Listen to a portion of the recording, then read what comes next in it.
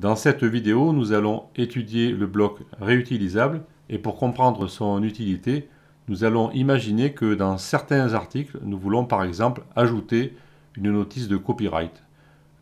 Je vais me positionner à la fin du document. Je vérifie que rien n'est sélectionné actuellement. Je peux le faire ici ou bien en consultant la barre d'état en bas. Et je vais cliquer sur le bouton plus ici et je vais rajouter une image.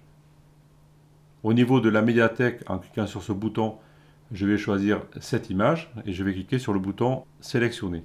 Cette image en forme d'icône. Cette image, je vais la vouloir en tout petit. Vous voyez ici qu'il affiche la largeur 640 et qui me dit ici miniature. On voit que ce n'est pas exact. Au sujet de cette image, si je fais apparaître ici le dossier de destination de WordPress, je vois que l'image de base faisait 640 pixels, c'est l'image entière. Et par conséquent, il ne m'a créé que la vignette 150 ici, ainsi que la 300. Il n'a pas pu créer les autres, puisque à 640, ce n'était pas suffisant au niveau de la taille. Moi, ça me convient, puisque je veux utiliser la petite. Je vous fais remarquer aussi que cette image ici, dans l'explorateur de Windows, s'affiche avec un contour noir autour du cercle. Et dans Gutenberg, elle s'affiche avec de la transparence autour du cercle. Parce que cette image est une image PNG, elle est gérée correctement dans Gutenberg. Par contre, au niveau de l'aperçu de Windows ici, il ne gère pas la transparence, mais c'est pas grave, la transparence est respectée au niveau de Gutenberg. Cette image que je veux en miniature, je vois ici que, comme je vous le disais précédemment, j'ai des indications fausses dans cette liste déroulante taille de l'image. Si je clique ici et si je veux choisir miniature, ça ne marche pas parce que, comme je vous l'ai dit précédemment, je n'ai fait aucun changement. Pour avoir la miniature ici, il faut que je fasse un changement, c'est-à-dire que je prenne par exemple la moyenne, il va la prendre, et ensuite que je revienne et que je choisisse miniature. Et là, ça marche. Donc ça illustre bien ce que je vous expliquais un peu plus tôt. Il y a un problème avec cette liste. Cette liste vous donne une indication, mais ce n'est pas vraiment très fiable. Il faut donc se méfier. Par contre, maintenant, je suis sûr d'avoir la bonne image. Je vois les dimensions 150 qui s'affichent. J'ai bien la vignette. C'est bien ce que je voulais. Ensuite, je vais rajouter un petit peu de texte. Je vais ajouter un bloc après celui-ci. Je clique ici et je choisis Insérer après. Et là, je vais taper mon texte. Comme je veux faire un saut de ligne sans changer de paragraphe, je vais appuyer sur la touche Shift et je vais faire Entrée. Je produis donc un saut de ligne sans créer un nouveau paragraphe. Je refais Shift Entrée. Et sur la troisième ligne, je vais rajouter le symbole Copyright. Une petite astuce, si vous ne connaissez pas, pour obtenir des caractères spéciaux, vous pouvez utiliser la table de caractères de Windows. Je vais donc appuyer sur la touche Windows ainsi que R, donc fenêtre R, pour avoir la fenêtre exécutée. Et je vais taper la commande charmap, ce qui veut dire en anglais la table de caractères. Je clique donc sur OK ici, et je vais obtenir la table de caractères correspondant à la police en cours. Et en cherchant un petit peu, je vais trouver tous les caractères spéciaux. Et celui qui m'intéresse, c'est le copyright ici. Je vais cliquer dessus pour le sélectionner ici. Je vais cliquer sur le bouton sélectionner pour qu'il soit dans ma sélection, car je pourrais en sélectionner plusieurs. Et ensuite, je vais faire copier. Maintenant, ce caractère est dans mon presse-papier. Je peux revenir ici sur ma ligne fraîchement créée et je vais faire CTRL-V. Et maintenant, je vais taper l'année. Alors, on vient de passer en 2021. D'ailleurs, je vous souhaite à tous bonne année par la même occasion. Et je vais taper le nom imaginaire du gars. On va dire qu'il s'appelle Gérard Manvussa. Voilà mon paragraphe. Si je vérifie ici, j'ai créé une image et un paragraphe ici. Je vais les sélectionner tous les deux. Je fais donc échappement pour passer en mode sélection. Le paragraphe est sélectionné. J'appuie sur la touche Shift et je clique sur l'image.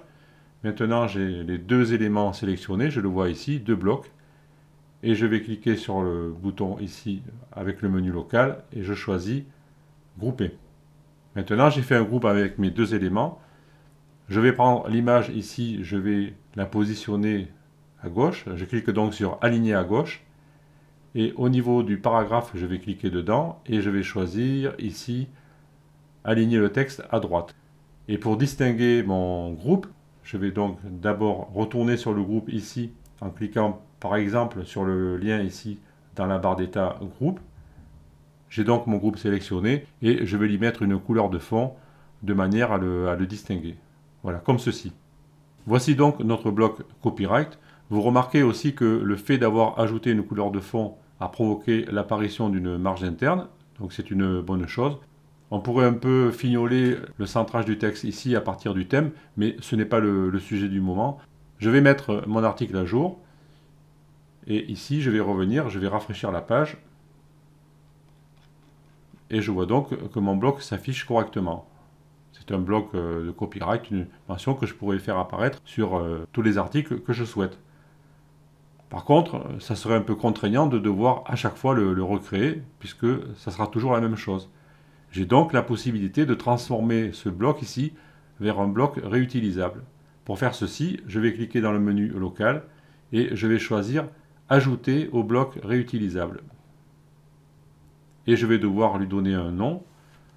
Je vais l'appeler dans ce cas Copyright numéro 1, mais vous pouvez l'appeler comme vous voulez.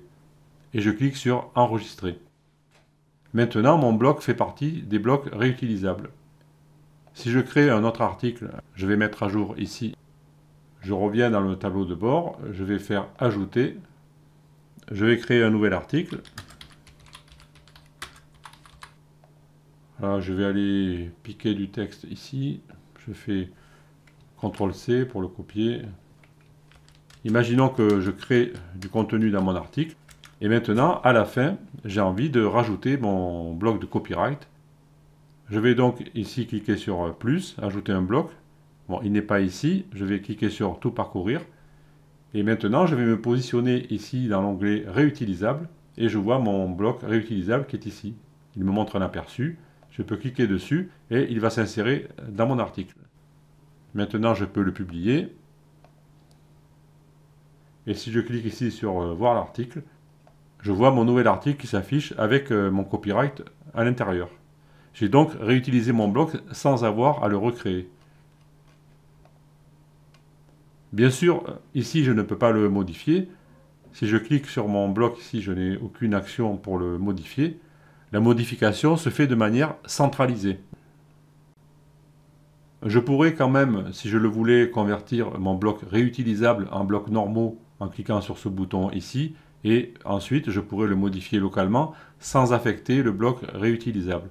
Mais si je veux modifier le bloc réutilisable globalement afin que ces modifications se répercutent partout, il va falloir que j'aille ici dans ce menu Options et que je sélectionne Gérer tous les blocs réutilisables. Et je vais atterrir ici sur une zone de modification qui ressemble à la création d'articles. En fait, c'est la même chose, mais ça concerne uniquement les blocs réutilisables. Cette page ici n'est pas accessible dans le menu à gauche ici. Elle est accessible uniquement, comme on vient de le faire, à partir du menu Options de Gutenberg. Par contre, si vous voulez, vous pouvez toujours mettre ce lien ici en favori. C'est ce que j'ai fait, par exemple, dans ce cas, je l'ai mis dans les favoris. Et vous pourriez l'atteindre à tout moment. Si j'ouvre ici un nouvel onglet vide et que je clique sur mon raccourci, je peux atterrir sur cette page. C'est comme vous voulez. Imaginons que vous voulez créer plein de blocs réutilisables, vous pouvez les créer avant de les utiliser, vous pourriez atteindre cette page avec un raccourci. Alors je vais fermer ceci, je reviens ici dans les blocs réutilisables, j'y suis, je vais fermer la barre de raccourci ici, et je vais cliquer sur le titre de mon bloc réutilisable, et je vois son contenu s'afficher, et éventuellement je pourrais le modifier, rajouter du texte. Je vais cliquer ici, je vais faire Shift Entrée, et je pourrais rajouter sans autorisation express, par exemple. Et maintenant, je vais mettre à jour mon bloc réutilisable. Je vais fermer cette fenêtre. Mon bloc a été mis à jour.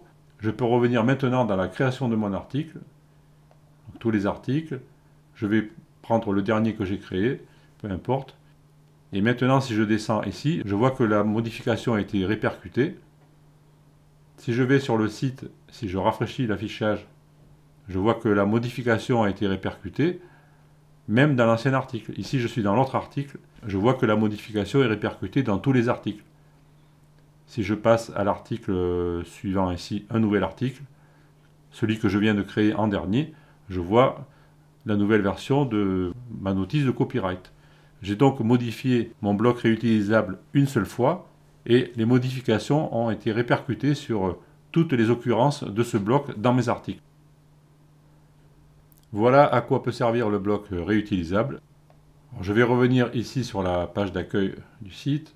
Au niveau du tableau de bord, je vais revenir ici dans la liste des articles et je vais mettre cet article dans la corbeille. Il ne sert plus à rien. Voilà, comme ceci. Faire un petit peu de place dans la liste. Et nous allons continuer la suite dans la prochaine vidéo. A tout de suite.